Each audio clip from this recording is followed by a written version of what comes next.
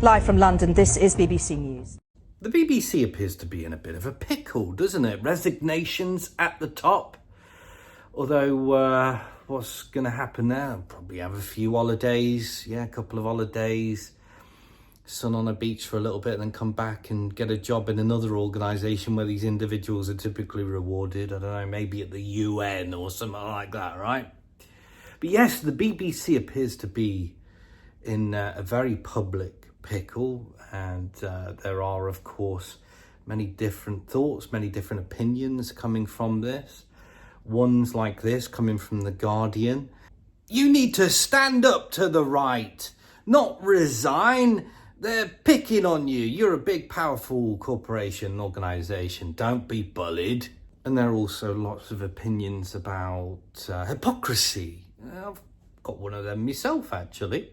So you remember the Rona period, that period where, well, you know, not just picking on the BBC, there were many news outlets, many sources of information that were part of quite a grand censorship. The idea that if you question something, then, well, how dare you get back in line? And big media corporations were very much part of that. And I experienced a bit of that myself. Misinformation, disinformation. And I remember being contacted by the young lady who I believe now is a significant part in the social media misinformation side of things. Contacted by her to say, hey, let's have a talk, let's have an interview. And guess what? Never responded. Why? Mostly because I try not to be a moron. Try, you know, it doesn't always succeed. Hey, we all make mistakes. But when it comes to interview requests like that, yeah, I think I'm all right.